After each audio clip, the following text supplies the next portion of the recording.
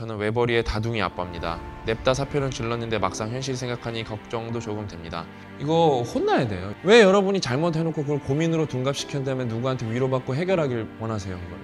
이거 관련된 연구가 많아요. 계획이 있다 하더라도 처음에는 무조건 양다리를 거쳐야 돼요. 명확한 목표와 계획이 있어야 될 뿐만 아니라 그거를 회사 다니면서 같이 해봤어야 돼요. 해보면 이거 아니다 싶을 때가 있어요. 아니면 어떻게 해요? 불안해진다는 감정은 또 말씀드리지만 내 인지자원을 소모하는 거라니까요. 실제로 내가 하고자 하는 것들이 내가 집중력을 흐리게 만듭니다. SNS에서 가짜 열정, 가짜 용기를 외치는 사람들이 너무 많아요. 세계에서 가장 완벽한 회사인 구글도 뭐라 그래요? 운이 좋았다예요. 삼성 불만되고 잘못된 사람이 더 많아요, 제 주변에는. 후회하는 사람이 반 이상이에요, 반 이상. 뭐 열정을 쫓고 싶대요. 후회하지 않는 삶을 살고 싶대요. 여러분, 무계획하게 뭘 뛰어드는 게 열정이 아니에요. 내가 가슴 뛰는 일을 업으로 삼아야지. 그런 거 없다니까요. 극소수예요, 극소수. 절대 무모하게 퇴사하면 안 된다.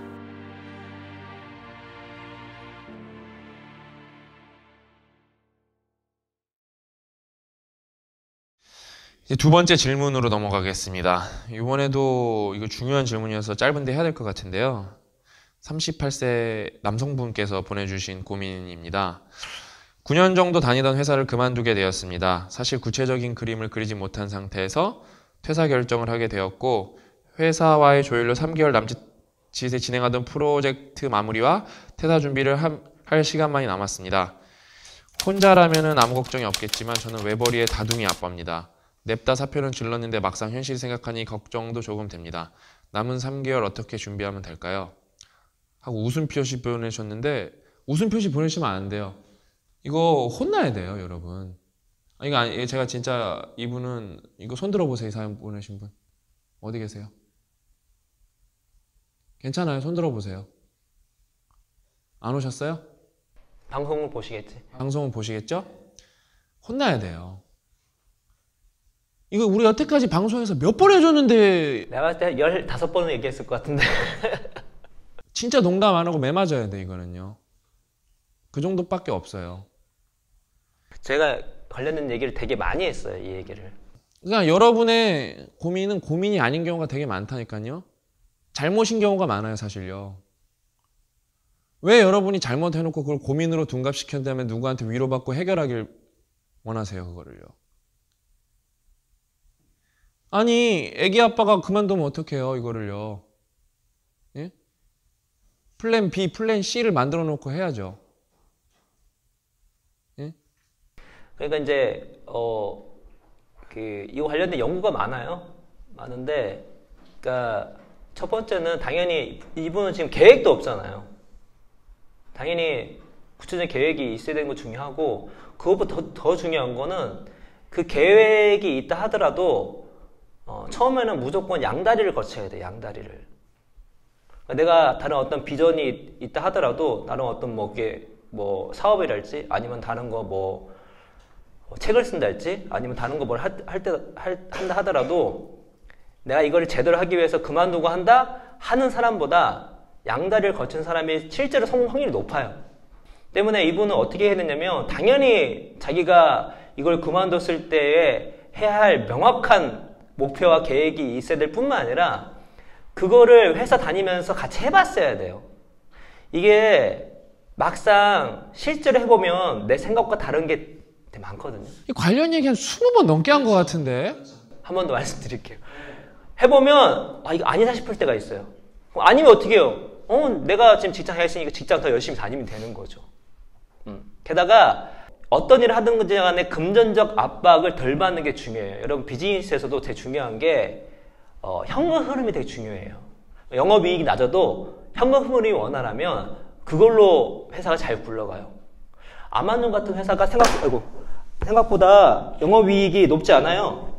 일부러 영업이익이 높지 않게 하는 것도 있지만 근데 항상 현금 흐름이 흐르죠. 항상. 그래서 내가 어떤 일을 할 때 긍정적으로 압박을 안 받아야 돼요. 근데 받는 순간 오히려 내가 하는 일도 더 불안해지고 내가 어떤 불안해진다는 감정은 또 말씀드리지만 내 인지자원을 소모하는 거라니까요. 그것 때문에 이번에 내가 생활비가 얼마인데 내가 모아둔 돈 얼마고 이걸 다 쓰게 되면 또 얼마 버틸 수 있을까? 또 애가 새로운 거 할 때마다 뭐 돈 들어갔는데 이런 생각 자체가 나의 주어진 인지전을 갉아먹기 때문에 실제로 내가 하고자 하는 것들에 대한 집중력을 흐리게 만듭니다. 그래서 무조건 양다리를 거쳐야 돼요. 만약에 양다리를 못 거치는 일이다. 그러면은 최소한 이 일을 했을 때 돈을 못 벌어도 2년 이상 먹고 살 수 있는 걸 준비해놔야 돼요. 2년 이상은. 그리고 그거에 대해서 밑바닥부터 다 경험을 해봐야 됩니다. 그 정도 준비가 안 되면 나오면 안 돼요. 라고 저희가 항상 얘기했습니다. 제 생각에 이분 오셨을 것 같은데 숨어 있는 것 같은데 생각에.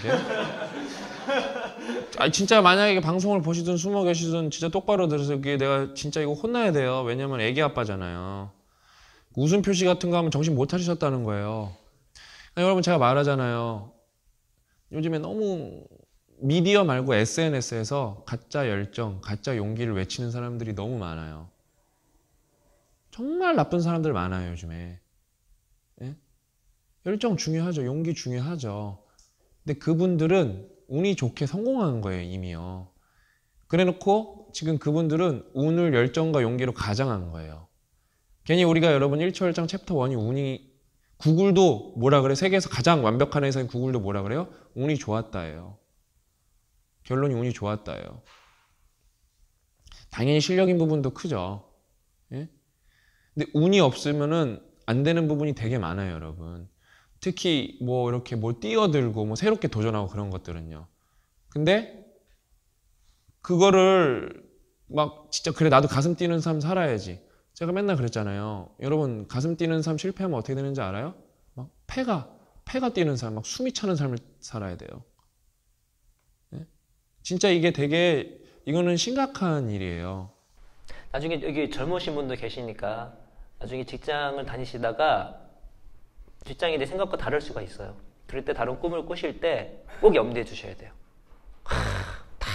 진짜 딱 때려치고 탁 나오면 되게 멋있을 것 같지만 실제 성공 확률이 되게 낮아요. 무조건 양다리를 걸쳐야 됩니다. 그러니까 저는 그런 사람, 저는 삼성에서 근무를 했으니까 삼성 그만둔 사람 많이 알겠죠? 삼성 그만두고 잘못된 사람이 더 많아요, 제 주변에는요. 후회하는 사람이 반 이상이에요, 반 이상. 뭐 돈도 못 벌고 근무환경도 안 좋은 데 간 경우가 거의 태반이에요. 예?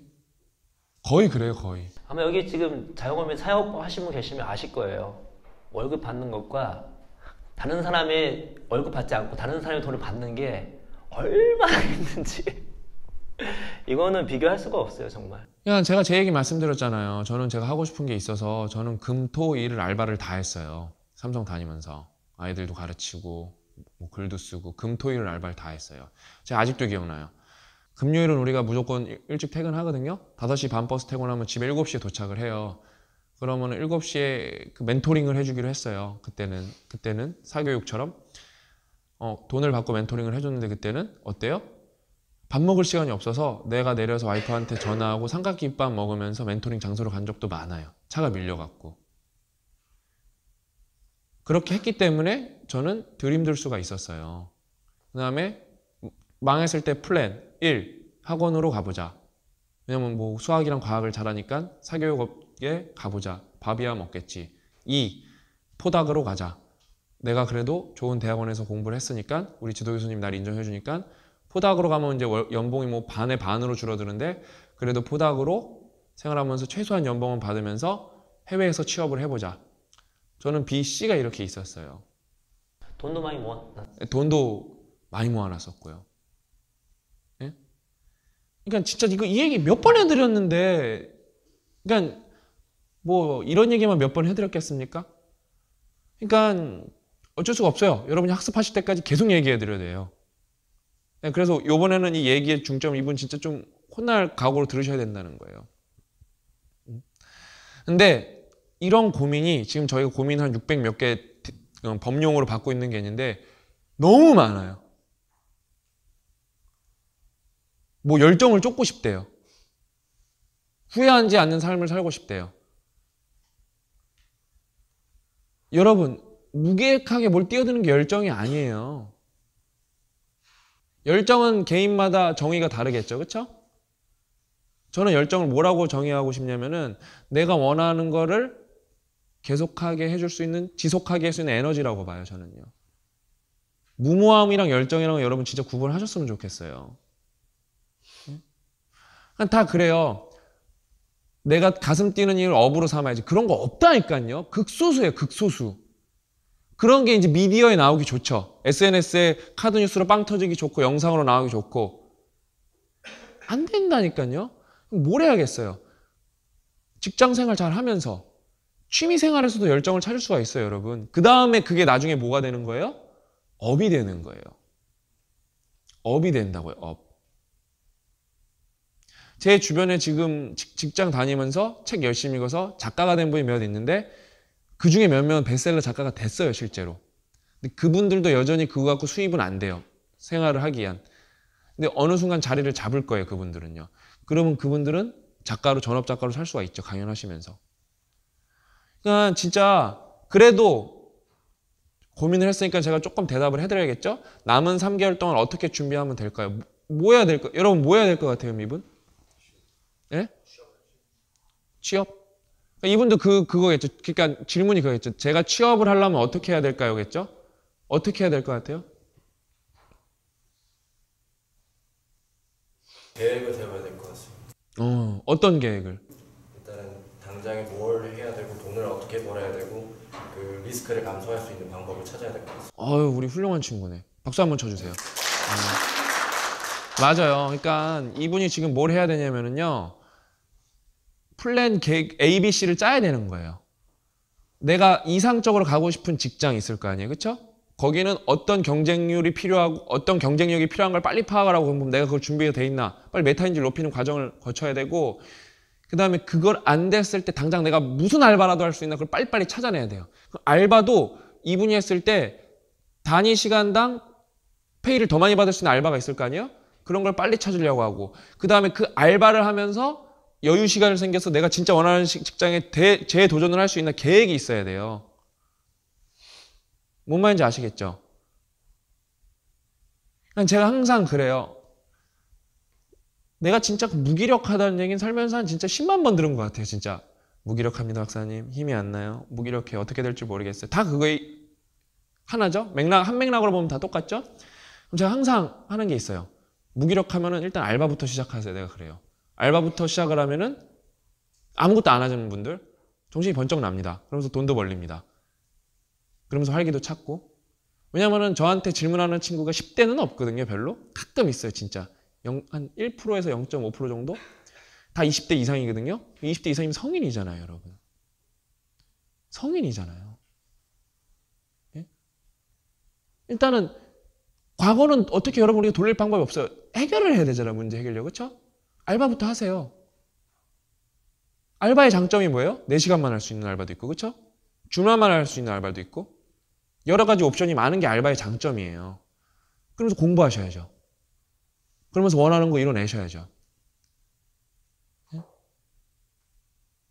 그렇게 하고 있는 친구들이 많아요. 그렇게 성공한 친구도 많고요. 그러니까 이제 보통 우리가 일반적 생각이 어떤 마음이 딱 들면 거기에 맞춰서 행동을 한다고 생각하는데 그렇지가 않아요. 그런 경우도 있지만 때로는 마음에 안 들어도 내가 어떤 행동을 하게 되면 마음이 이끌어질 때가 많습니다.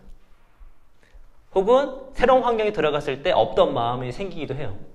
그래서 아무것도 못하겠다 하는 사람들의 실제 치료법은 그냥 마음속으로 그 마음을 치유해야지 이렇게 생각해 치유되지 않아요. 움직여야 돼요. 움직여야지. 실제로 움직여보면 해결되는 경우가 많이 있습니다. 그 중에 하나 말씀드리는 것 같아요. 그러니까 이 고민에 다시 답변을 정리해드리면은 무모하게 절대 사표 쓰고 그러면 안 된다. 계획을 갖고 대안을 갖고 사표를 써라. 그 다음에 뭐예요? 지금 당장 뭘 해야 될지 모르겠으면은 상황에 따라 다르겠죠? 저는 맥락을 되게 중요히 생각해요. 만약에 할머니 할아버지가 좀 부자예요. 그럼 알바 안 해도 되죠, 솔직히. 그러면은 내 일에 좀 집중할 수 있죠. 다 상황이 다른 거예요. 거기다 대고 그럼 또 어떤 여러분은 그래요. 네, 그럴 줄 알았어. 금수저 새끼일 줄 알았어. 근데 그럴 줄 알았다고. 이런 분이 있어요. 여러분 아프리카에 사람이 몇 명 사는지 아세요? 엄청 많이 살아요. 그럼 우리 아프리카 사람들에 비해서 어때요? 다금수저예요. 맥락이 있다고요, 맥락. 그럼 다 가난하게 태어나고 어떤 사람은 뭐 다 그러면 힘들게 살아야 돼요? 아니란 말이에요. 그러니까 맥락이 되게 중요한 거예요, 여러분 이게요. 그러니까 만약에 또 뭐 아내분이 뭐 일을 할 수 있는 상황이다. 그럼 아내분들한테 또 타협을 해야죠. 그러면서 뭐예요? 자기가 양육에 또 집중을 해야죠. 아내 보고 일을 해달라 그러고. 상황은 여러 가지가 있을 수 있어요. 그렇죠? 맥락을 자기 메타인지를 높이고 상황에 대한 메타인지를 높이고 그거에 맞는 플랜 ABC를 빨리 짜셔야 되는 거예요. 그리고 3개월 동안 만약 퇴사 안 할 수 있는 방법이 있으면 아주 베스트죠. 잘못했다고 무릎 한번 꿇을 수 있으면 나 같으면 무릎을 꿇겠어요. 정신이 이상했습니다. 응? 저는 우리 회사 제가 이제 영업을 하거든요. 영업. 저는 이제 매출을 따와야 된단 말이에요. 저는 항상 그래요. 무릎을 꿇으려면은 200번도 꿇을 수 있다고. 우리 회사도 직원도 월급 줄 수 있는데 무릎 꿇으려면 못 꿇겠어. 여기다 패드 넣고 꿇으면 되지. 그쵸? 실제로 이런 얘기 많이 해요. 제가 할 때. 그래서 너무 꿇어라. 나 얘기하죠. 그럼 제가 그래요. 내가 내일 무릎 꿇고 오겠습니다. 뭐 고객사들 만나면 무릎 열심히 꿇죠, 저는요. 예? 왜냐면 우리가 먹고 살아야 되잖아요. 예?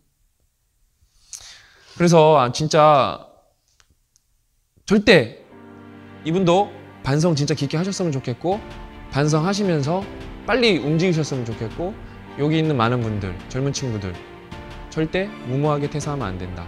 그거를 꼭 여기서 다 같이 좀 배웠으면 좋겠습니다.